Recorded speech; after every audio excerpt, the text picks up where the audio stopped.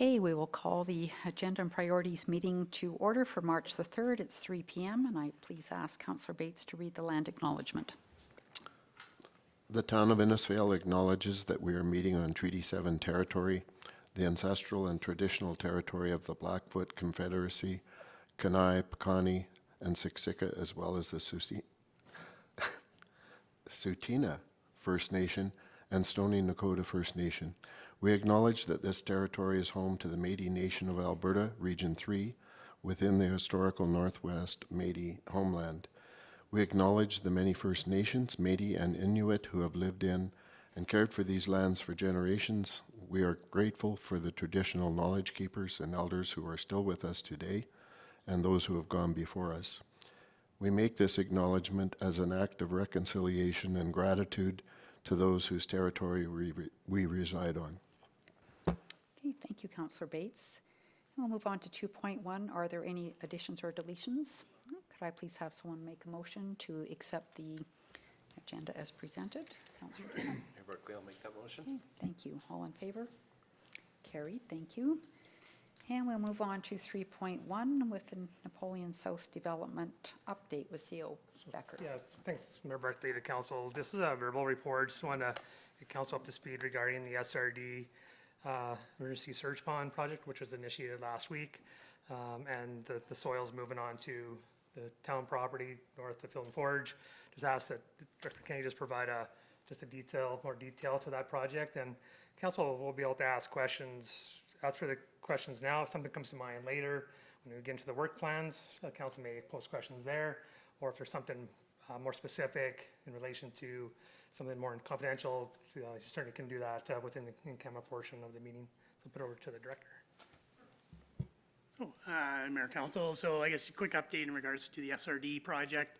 As you're aware, the SRD is building their surge pond just south of the lift station.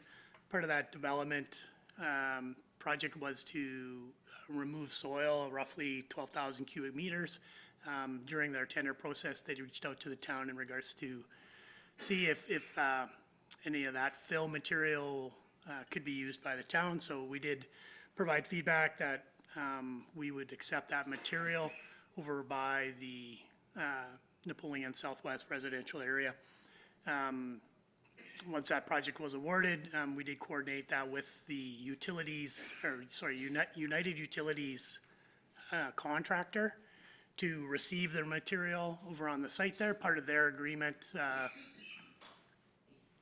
with us is to strip the site back, so the material will be put down on native material, as well as maintaining the area. That's where the rig mats come into play. That's why they're ramped up over the existing trail. And then once they're completed their project, they'll come in, clean that whole area up, reseeding the area where the access road is, further to where the stockpile material is. If that is found, we're hoping as that project proceeds in the Southwest Residential, that material will then get used as fill material for the site, which was needed as part of the design. We are short in that 15,000 cube range, so this worked out really well for us to have that material. If it's found that this project doesn't proceed, we would then level that material off, push the topsoil that was stripped off. We would push it back on and reseed the area as a green space area and maintain that. So it's kind of a quick update on the status of that. Okay, thank you. Does anybody have any questions for Director Kennedy? No, nothing. Anything further, CO Becker? No? Okay, perfect. Do you want a motion to accept that? Or Mayor Barclay, I do have, I'll just say, I did have direct citizen concerns before I was aware what was going on, and I will reserve some of those comments for later because I don't think I should be discussing names and things like that. Thank you. okay, thank you. So I'll just have a motion to accept this report as information, please. I'll make that motion. Thank you. All in favor? All right, carried. We'll move into 3.2 and the 2025 work plan. I'll introduce council this report and put it back over to the four directors. Four directors, just through discussions, working on making sure council has sense of awareness on the little higher end overarching work plan items. This is the first step of one, if not several, over the course of time to build out a more forward-facing document that's easily referred to from council, but also public. So today is just SLT would like to just provide you some indication of their focus areas. And as they move forward into the discussion, please council, just stop and ask for questions or clarity. But the intent is to make sure council has an awareness of what that work plan is. So I'll put it over to SLT to initiate this discussion. Do you want me to start, Gary, and just give a? Yeah, I can. Okay. I can So- start. So we've organized the work plan with respect to council's 4 strategic priorities. So connected community, robust adaptable economy, respect for the environment, and strong leadership. So we've each sort of taken one of those pillars to go through.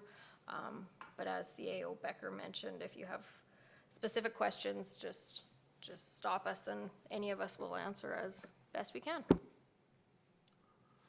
Okay, so I'll go through the next 3 slides, which are connected community. So number 1, increase recreational opportunities. So corporate services, developing and financing strategies for capital projects, debenture bylaw planning and implementation, and research and grant opportunities. Sorry.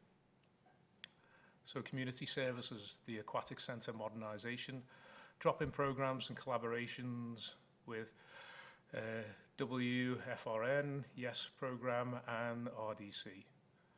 Operational services, interpretive signage, park service delivery, trails, outdoor facility maintenance and outdoor ice surfaces, aquatic centre remodernisation, and fire and protective services, public engagement, safety and wellbeing action plan.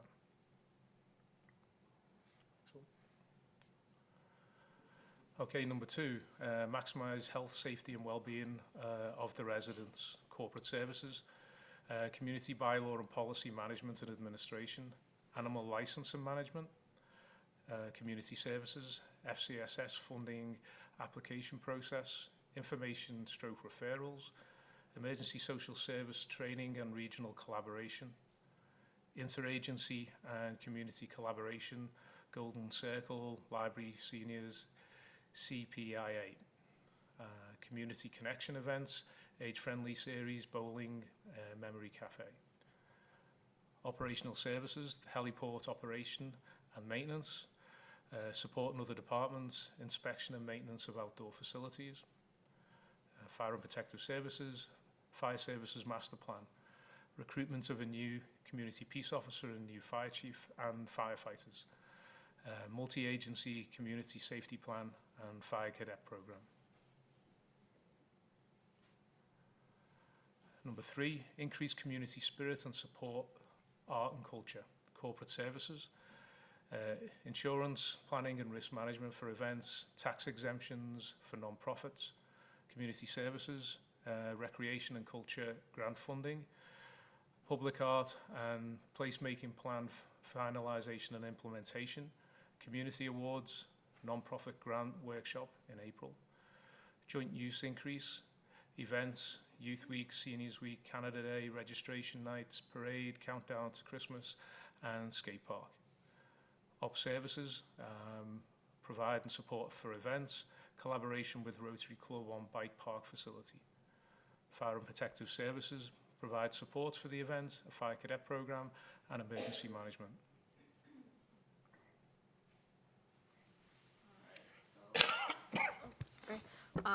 Moving into robust and adaptable economy. So under that, we have diverse, affordable, and accessible housing. Corporate services, affordable housing bylaw research and review, as well as the tax bylaw research and review, potentially for new development tax concessions. Community services, focusing on the Napoleon South Development, completing the MDP, promoting the infill incentive program, undertaking the land use bylaw update, sort of flowing out of that MDP process, as well as transitioning our permitting software. So that's a new program council will recall. We updated with Catalyst, so this is working towards being able to accept permits online and transitioning everything into this software. For operational services on the Napoleon South, they would be handling the construction project management for the infrastructure installation, and then support from fire and protective services. For creating a healthy economic development ecosystem, corporate services works on the provision of business licenses. Under community services, continued marketing for the Southwest Industrial Park, update of the CED Power of Place strategy, the Brood project, the business retention, expansion, workforce development, continued business connections and engagements now that we have our full-time EDO, engagement and interactions with CAPE, CATA, the Central Alberta Tourism Association, the Chamber and other ECDEV adjacent organizations, as well as promotion of the facade program. Operational services, generally on the support end here, though I did highlight downtown decorations and lighting and all of those things that they do. Fire and protective services, regional record management system, QMP development, fire services master plan, fire inspector training program, regional partnerships, local and regional emergency planning exercises and audits, emergency management elected official training, recruitment, retention, and training of fire personnel, regional training plan and grant applications, and peace officer regional collaborations. What did I do? I mixed up my slides. So then the last part is, where am I? I think you're done. Am I done? Okay, I'm like, She's done. I like reorganized the slides as I went. She wanted to just keep going, okay. So my area is the respect for environment. So under that, one of the goals was focus on Innisfail's energy sector with being good stewards of our environment. Corporate services is our CEAP, so Clean Energy Improvement Program, the water rebate program, as well as proceeding towards a paperless program as well. Community services is validation of the solar credit submissions, as well as continued exploration for emergency management or energy management opportunities. Operational services, solid waste management. We have the extended producer and hazardous special products agreements, as well as recycling public awareness, working towards a contracted service management. That's with E360, just managing the solid waste. We have the tree planting program update, as well as a water conservation plan in the works as well. And fire and protective services is supporting of the departments. Second pillar in that respective environment is the development of a robust asset management plan and matrix to understand the current state and future needs of Innisfail. Corporate services is our annual TCA management, council chambers capital project that's underway, reserve management is a continual. Community services, we have our capital and operating projects, facility operation and maintenance. We have updated, expanded asset work order software that's, I believe, HIPPO is working on that, updating that. Operational services as well, we have capital and operating projects, so a list of those that you're aware of. Asset management, we are looking to continually update and add to our asset management plans, as well as developing a communication plan / strategy to roll it out to public. We have parks, public works, and utilities. All three of our departments has our various service deliveries that we work out through the year. Fire and protective services, spill and hazardous material training and equipment, as well as fire fleet collaboration with regional partners.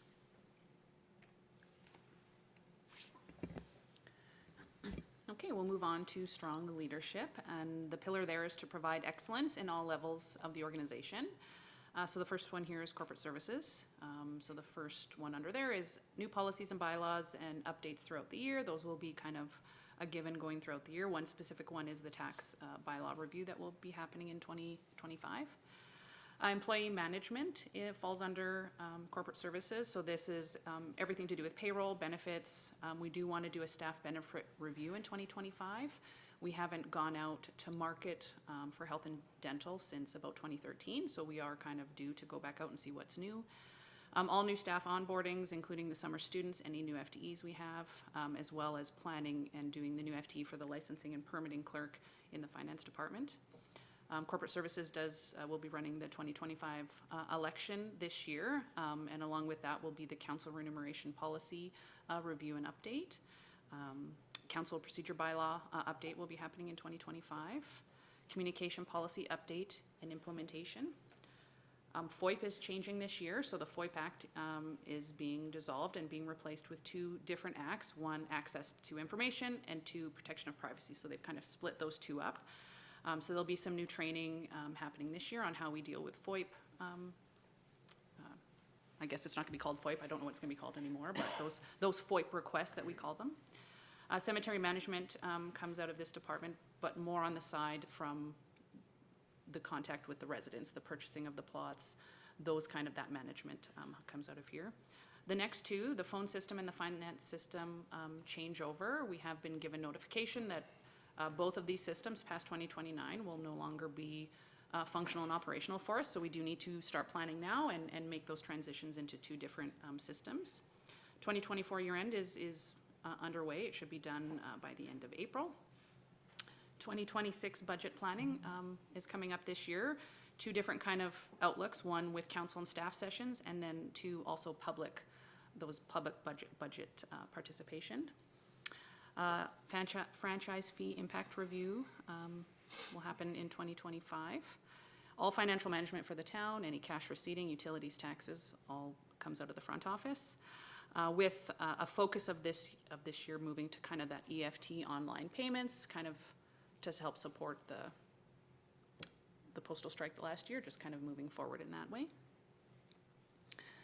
Under community services, so we have software updates such as Social Pinpoint and Catalyst, and the safety codes audit, QMP, and process improvement.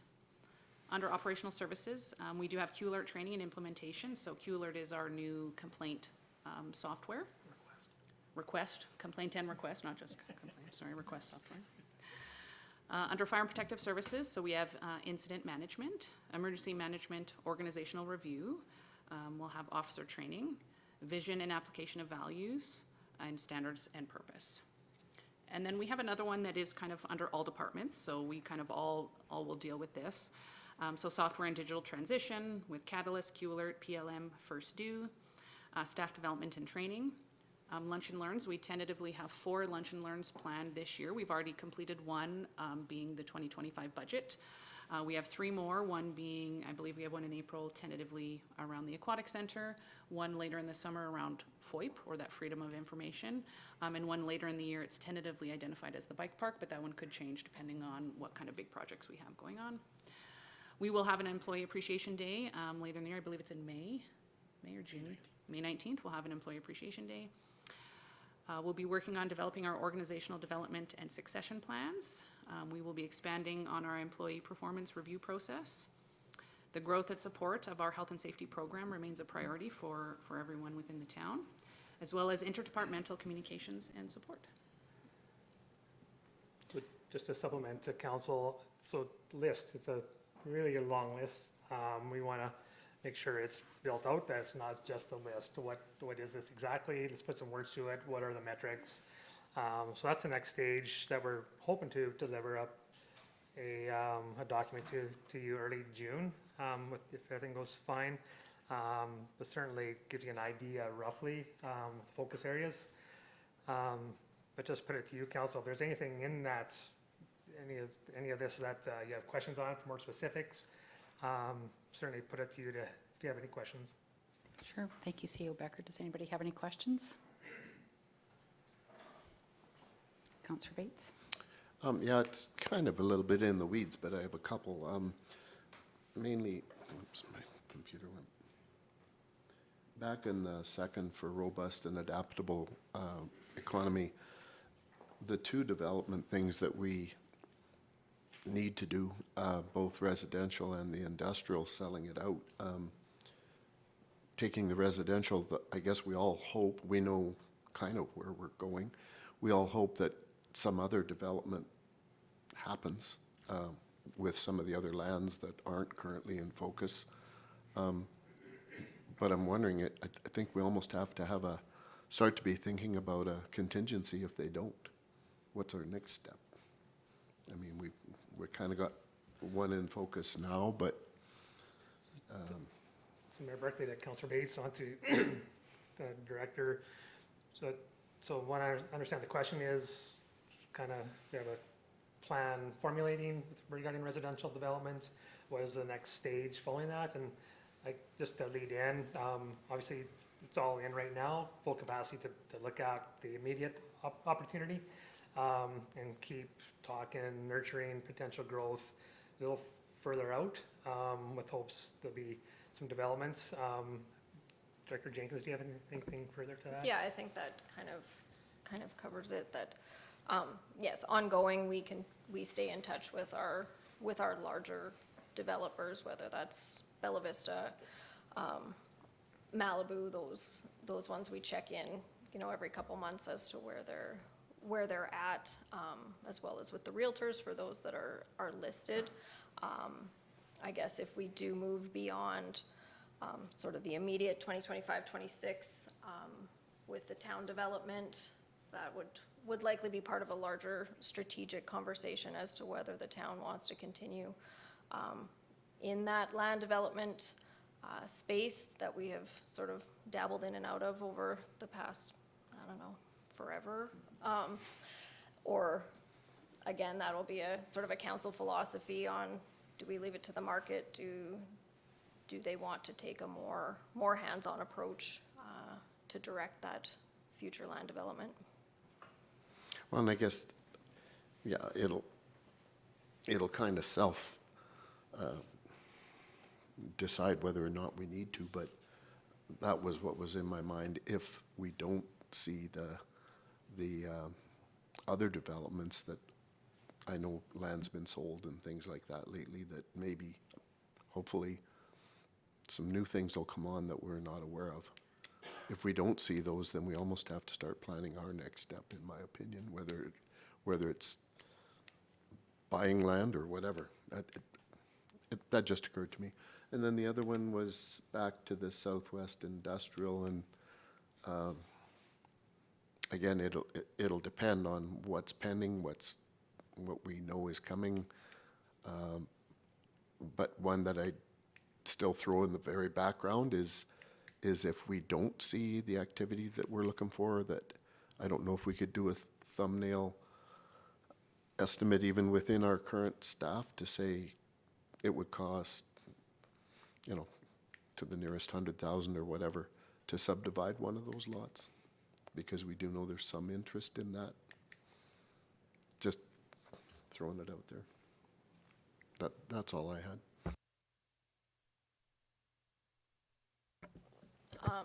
I guess I can kind of throw that out. We continue to work with industrial potential clients. John's had, he has various folks that he's interacting with. As council's well aware, it's not the most settled time in the commercial industrial sector in terms of investment. If there is a decision to move towards smaller lots, to sort of go away from that larger high-intensity industrial client, it's not difficult. It's more, again, sort of a philosophical question as to whether we're looking for those large, intensive industrial clients, or if we are, open for, small-scale shops and storage yards, those types of properties. So. Okay, thank you, Director Jenkins.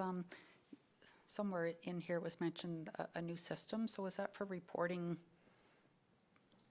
like anything, or Like if somebody slipped on the sidewalk, would there be an opportunity to report to that property online? Yeah, so that is the Q alert system. Similar to Civic Web, where it was more of a call in and then we would do the recording. This one right now, we've done it in-house. It's a Q alert system where we record and then it gets distributed out. It is tied into our Catalyst program, so it is very map-based, which is really nice because we can actually bring it up and talk about sidewalks inquiries that we've had. We can actually heat map that, shows us that, as well as it gives us more direct response.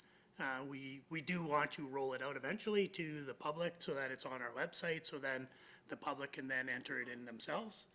It's a very user-friendly software that we find, but we are wanting to try to get that in-house first, then roll it out so that if someone has a query about a sidewalk, they can enter it in themselves, and then we can then hit the response and also track as well. Okay, thank you. And then one of the slides, it had tax concessions around. Was that residential or? Yes, Mayor Barclay, I maybe didn't use the right word, just Okay. more in when we're getting new development coming in, what kind of tax break would we give them while they're in the middle of their development? If someone's gonna build a $100 million facility, are we giving them 50% taxes, no taxes for a period of 1 year, 2 years, 3 years? Just to entice that investment into the community. That's gonna be part of the tax bylaw review.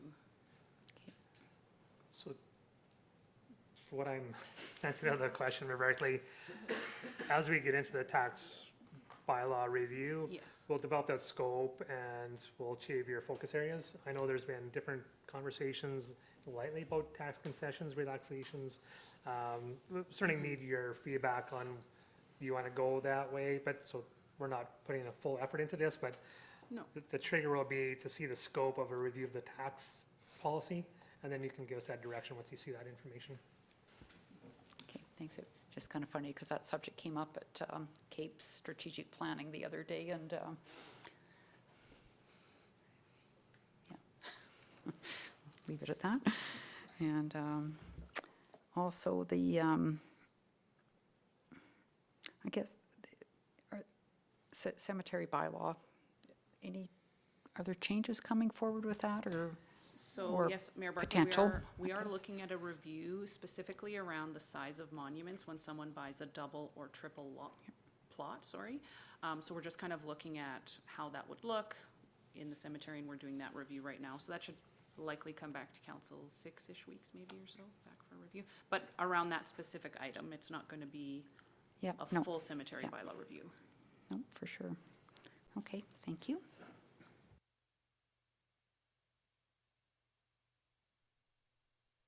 Okay, well, looks like that's all the questions, so we'll just have somebody please make a motion that we accept this report as information. Councillor Messaros. Thank you, Mayor Barclay. I'd like to move that we accept this report as information. Okay, thank you. All in favor? Okay, carried. And we will move into correspondence and information. Oops.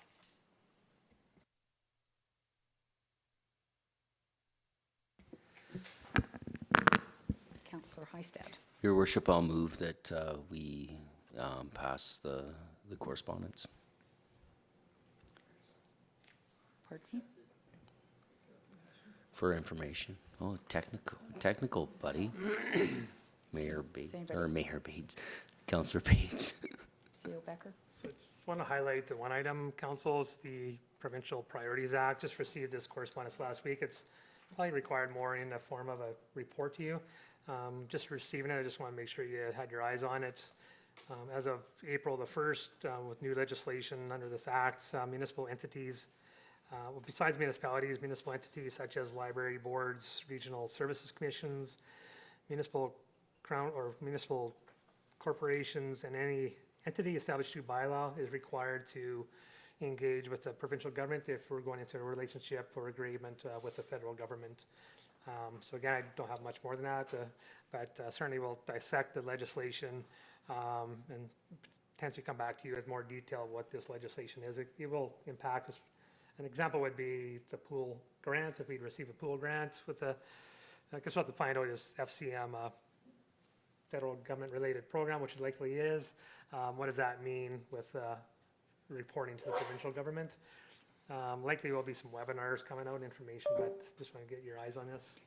Yeah, I thought Mayor Gandam mentioned the other day it will be talked about potentially this week, but I see in that legislation in section 2, I mean, it talks about anything over $5 million, you need to get executive council approval and ministry approval. So, you know, do you find out you maybe been awarded the grant and now you have to go to the provincial government to see if it's okay that you receive that grant, and how is the logistics going to work with that, and what kind of time frame? So it's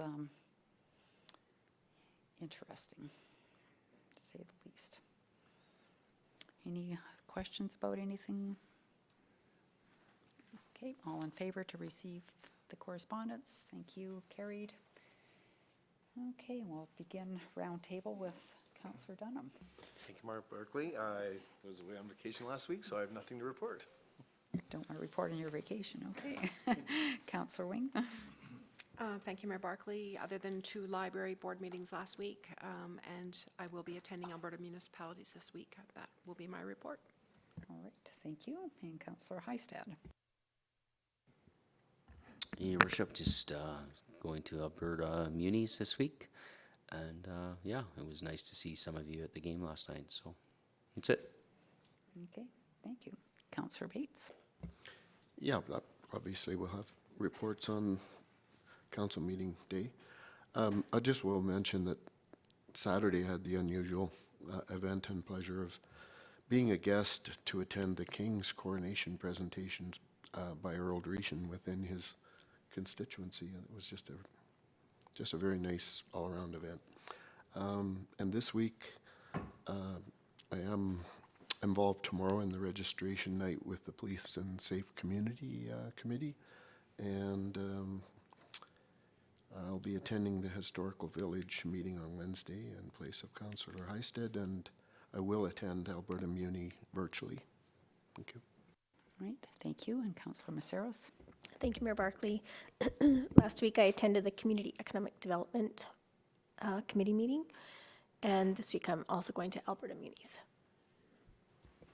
Okay, thank you. So Friday night, well, Councillor Bates was there as well. We were at the Government of Alberta update that Minister Dreeshen hosted at the Innisfail Legion. So it's a pretty good turnout for a Friday night area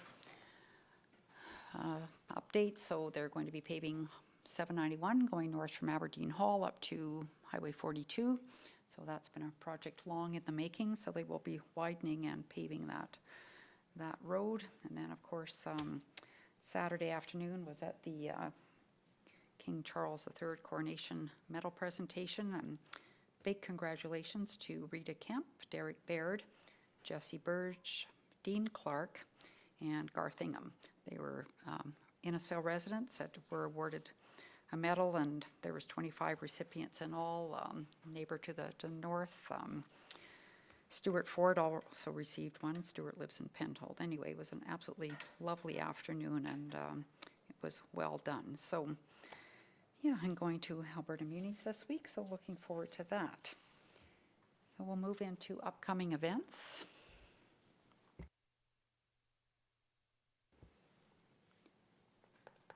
Okay, just have somebody accept these as information, please. Mayor Barclay, I move to accept. Okay, thank you. All in favor?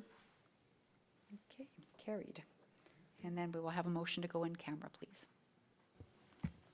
I'll move that we go in camera. Okay, thank you, Councillor Messaros. All in favor?